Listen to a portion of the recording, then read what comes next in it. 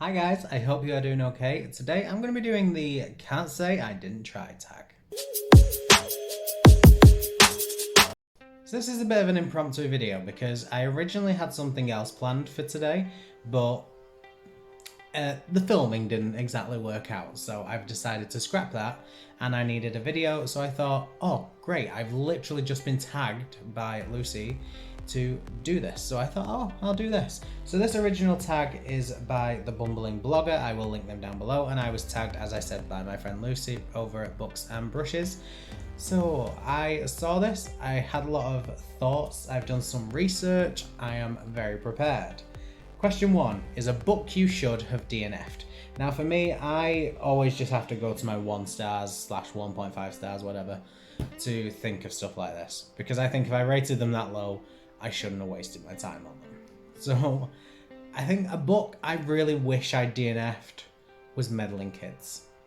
Because I absolutely hated every moment of my time with it. But I was so insistent that if I keep reading, there might be something I enjoy. Really, I kept going for the characters because I don't think the characters were written badly. It was actually, the characters were written quite well. It was actually just the story that was really bad. So I continued and I continued because I said, you know what, it's an easy read, get through it. Because, you know, despite the fact it was a bad story, the actual reading of it, it was very quick to get through. So I just said, get through it, it's another book. And now I look back on it, I'm like, I wasted like 2 days reading that book. I could have read anything else and I didn't. So I kind of wish I'd DNF that one just because it was gone. Like, I was never going to enjoy it. I knew when I started that it was not going to get a good rating. So don't just get through it because it's easy. Like, I'm like that now. I'm very strict now. If I'm not enjoying the book within the first 30 pages, I'm chucking it. I won't get through it if it's an easy book. I don't care anymore. Question 2 is the most books you've read without finishing a series. And for me, that is going to have to be, without a shadow of a doubt, the Alex Cross series. A lot of you will know that Alex Cross is one of my favourite book series of all time. It currently has 30 books. I have read 28 of them, but I've not finished the series. That's not through, well, it is through a lack of trying. I own all the books. I'm just too lazy to actually finish it. But it's not like I don't want to do it. I just sadly prioritise other books because I know that I've only got them 2 left, and when I read them, it'll be done. So I'm not in a big rush. And the series is continuing as well, so again, there's just no rush. I'm just waiting for the next one to come out now. Question 3, is a hyped author you just can't get along with? For me, thinking for me, I will have to say an author I can't get along with will have to be from a thriller genre because that's where I read primarily, so I know that it's kind of the author as opposed to the story or the genre, things like that. For me, an author I just... Sorry, the dogs just fell against the door. For me, an author I just can't get on with is Ruth Ware. I don't hate her writing style, I don't even dislike it. I've read 2 of her books now. I've read One by One and The Turn of the Key. And with both of them, I've been fine with. I don't have any strong feelings either way. One by One I gave 3.5 stars, Turn of the Key I gave 3 stars. They were fine, they were okay, they just haven't blown me away. But everyone keeps saying Ruth Ware gets better with every book she's read, and I've read her 2 most recent ones. So the idea of going back scares me because I'm like, oh, they're just going to get worse and worse. And then the idea of going forward, reading more of her books, I just think I'm only ever going to be meh about it. Like, I'll think it's a fine read, but I won't care. So yeah, I struggle with her books. I'm not saying I'm never going to pick another one up because I probably will. I will probably pick up many, if not all of them, just freaking determined to find one that I actually like. But yeah, I don't really gel with her writing style that much. The dog's eating sweets. I just find it very predictable, and I don't love it. I do not love it. Now, the next question is a genre you rarely read from. Normally I say something like fantasy, but I am reading a lot more fantasy recently. So I'm going to go with sci-fi. It is a genre I hardly read from. It's not even a subgenre I really read from. I started reading more fantasy now, so that's fine. And Then after that, I'd probably say historical fiction. But if historical fiction is like the secondary genre, I will read it.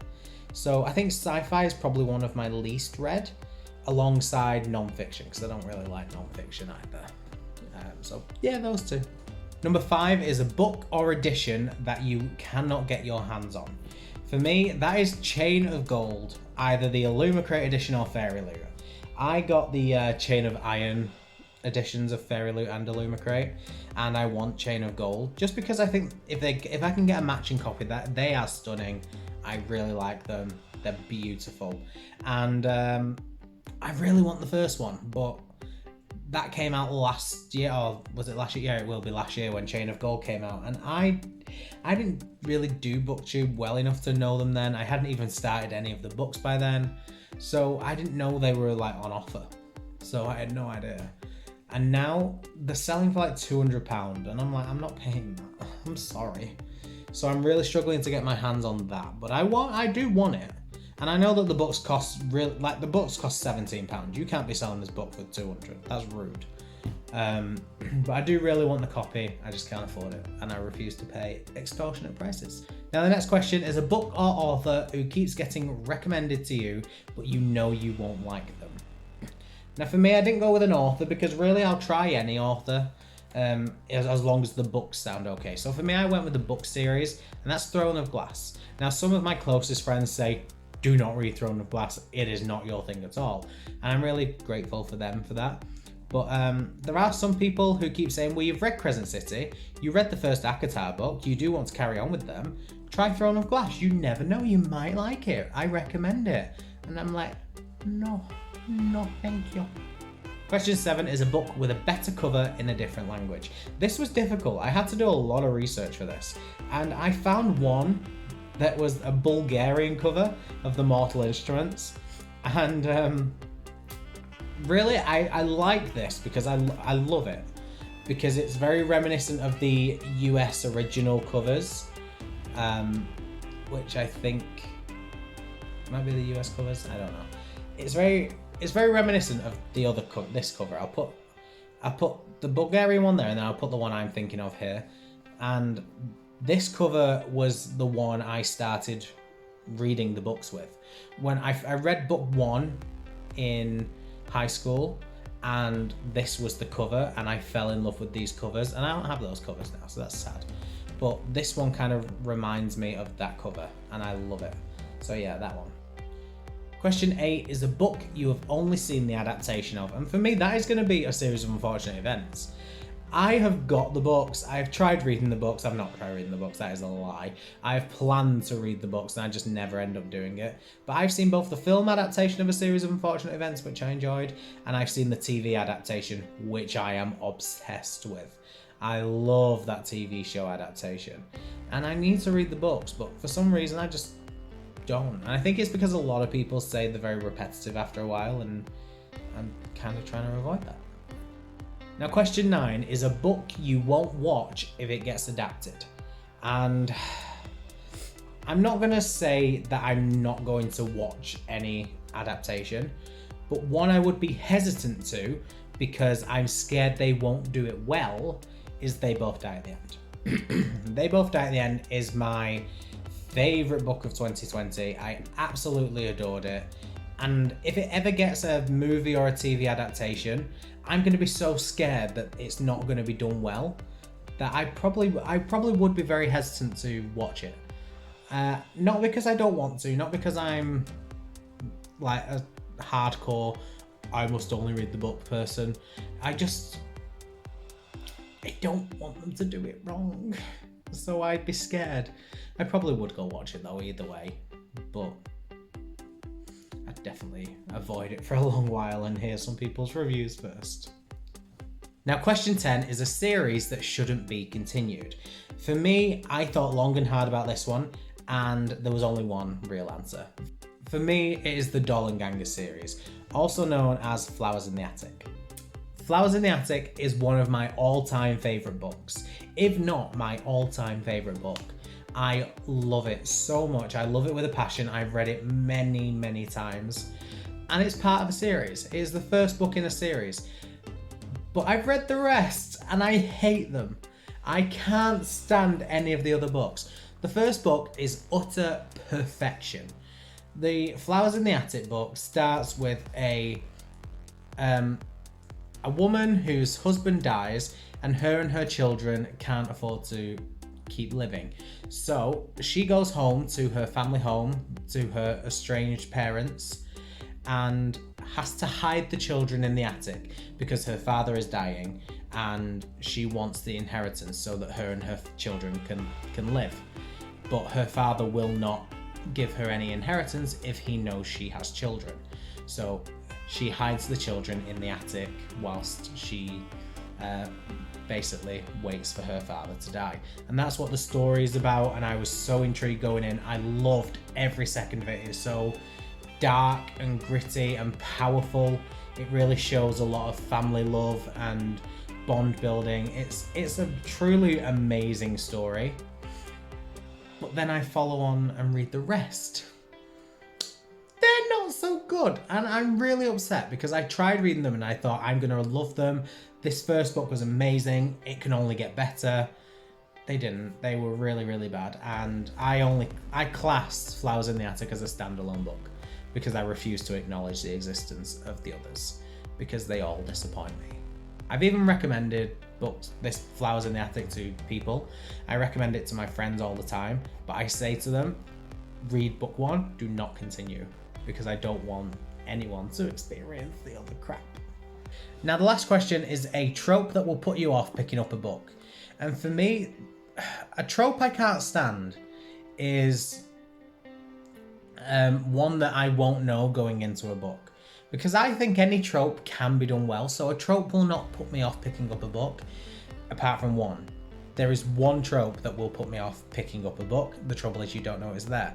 And my dog's crying. Alfie! Hello, handsome. What are you doing?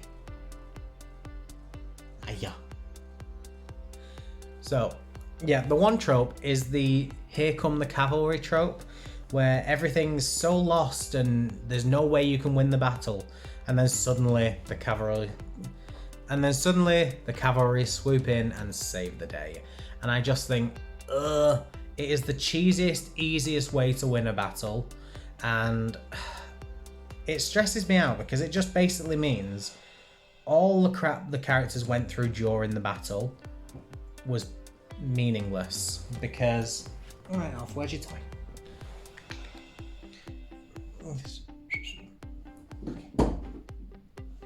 Yeah, it just means all the stuff that they went through was meaningless because the Referral-Code just swooped in at any time and saved them.